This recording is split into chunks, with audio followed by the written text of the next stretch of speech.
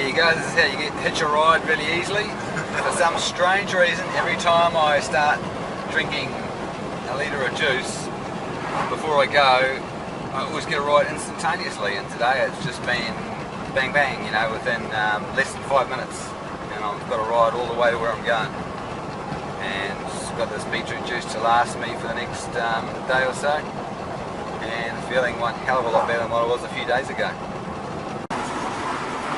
Hi Nick, thanks a lot for the ride. Just tell us a little bit about what you're doing. Work on the Spirit of New Zealand, do youth sail training. Yeah, take kids out for 10-day voyages, teach them how to sail, take them hiking, things like that, play lots of games with them.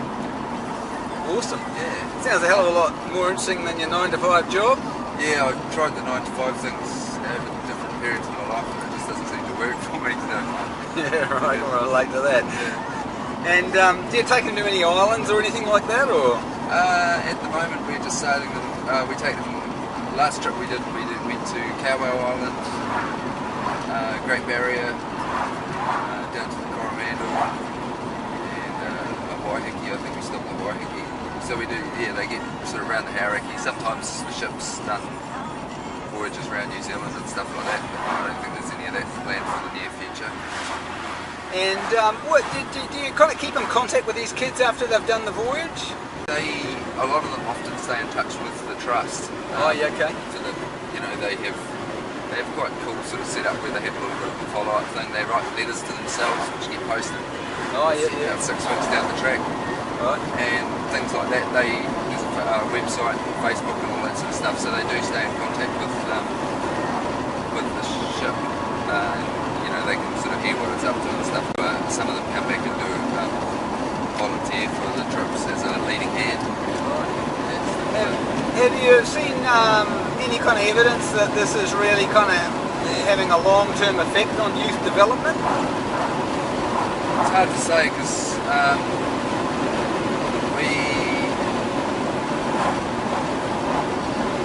we have them for 10 days. You often see quite a good change in them over 10 days. Yep. Or sometimes no change at all. Or you just see them come out of their shell a bit. Yep.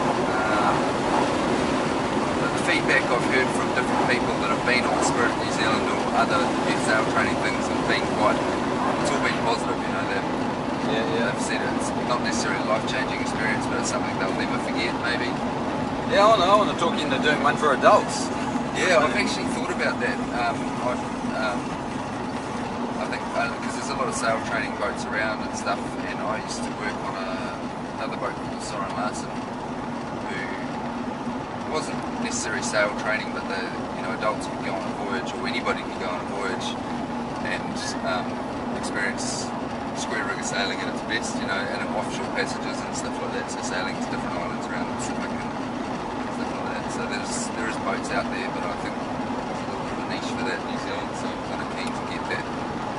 Maybe buy myself a tool ship sometime down the track. Yeah. Maybe you give me your email address, and then I can sort of keep in contact if you get any adult ones going. I'll come along. Yeah. Well, there's a bunch of different websites that are like outfits that are up and running now. Yeah. I know the Artaka Thompson in the Bay of Islands does. They do a history trip around the Bay of Islands. Oh, awesome. And so you go out on the ship. It's a little bit smaller than the Spirit of New Zealand.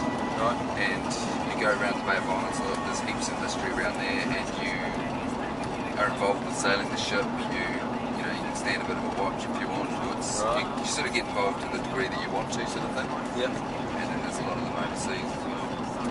How do you think that working in a job like this has affected or changed you? Oh, it's addictive. Yeah? What do you like about it so much? It's not really like work. Yeah. It's a bit of a passion. Yeah. Sailing's been in my blood since I think my old man sort of planted a seed when I was a kid, and it just sort of grew from there. Right. And it is dangerous to get into because, a lot of people, you take them out sailing and then they're kind of wrecked for the rest of their life. Holidays are spent, money's spent going, finding their next fix of sailing, Oh, yeah. And what about the communication side of things? Do you find that getting people out in the boat helps them unwind, or would it make some people more self-conscious being in a closed space, or how does it all work?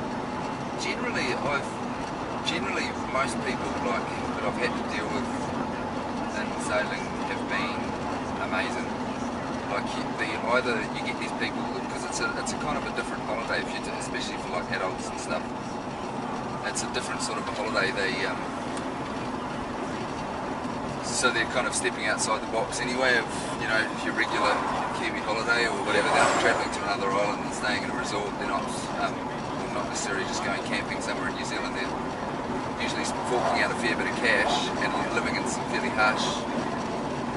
it can be quite a harsh environment. You're packed in with a lot of people in a very small space. Yep. And generally people embrace it and they do really well. Right. Even the people that sort of weren't really aware of what they were into, the people that sort of what they were getting into have handled it pretty well. Occasionally, you meet people that just wish they weren't there and regret doing it, but that doesn't happen very often. Even, I've gone to sea with people who have been seasick for 2 weeks non-stop, which very rarely happens, and still would not have changed a thing. The experience has been something that I've really enjoyed because, the stuff that goes along with it. Yep. And just the camaraderie that's built out of having to work as a team, because those ships require a lot of people to sail them. That's the thing I'm interested in, is whether these type of settings can sort of create an experiential type of community, an experience of community that you would struggle to get anywhere else. Just by seeing the wilderness a bit, seeing the sea, that all the positive, negative ions from sea air and the minerals from sea air, and just basically people knowing that they've got to open up, in a different way. You couldn't really function just talking in your normal mode on a trip like that, really, could you? You'd have to sort of come out of yourself more than you normally have. Yeah, I guess you do. You do in a way. You get to go a little bit deeper with people just because you're packed in a small space. You end up, you spend 2 weeks with somebody, which if you were spending just the daytime with them, or just visiting them every a few days every 2 weeks or whatever, you wouldn't get to know them as well as if you're eating together, spending the whole day fairly close quarters and, sleeping not that far from them, and Yep. you end up, you do get to know people quite well quite quickly, and the community side of it is something that's almost quite beautiful. I'm a big fan of community. I think it's an amazing thing. I love it. And people, there's no room for selfishness in a situation like that. Yep. Occasionally people try it and they soon realise it doesn't really work. You have to be flexible and a little bit fluid in the way you treat people and Yep. and how you handle situations. I mean, people are always going to be in any situation like that. There's going to be people that you find abrasive or not necessarily want to hang out with, but they tend to, I guess you tend to cope with it better because you have to. Yep. I mean, every now and then there's somebody that really pisses you off and you just don't want to be around them. Yeah. But it's pretty rare. I mean, I guess I was sort of looking, and what about the direction, the type of conversations? Do people sort of take a bit of a leap in faith and start talking about things a little bit outside the norm as well? Do you get some unusual conversations, interesting conversations that you normally wouldn't hear? Yeah, I guess you would. I mean, the other thing that you often find in if you're standing a watch and doing a passage together with somebody, and you're spending that sort of time together, often lack of sleep draws out these interesting conversations. There's a lot of, most of the people I sail with, you spend a lot of time laughing with them about really stupid stuff. Right. You do have some real random conversations of faith and religion and politics and things that piss you off and things that make you laugh and so I guess because you're packed into that situation and you're spending so much time with people, you have to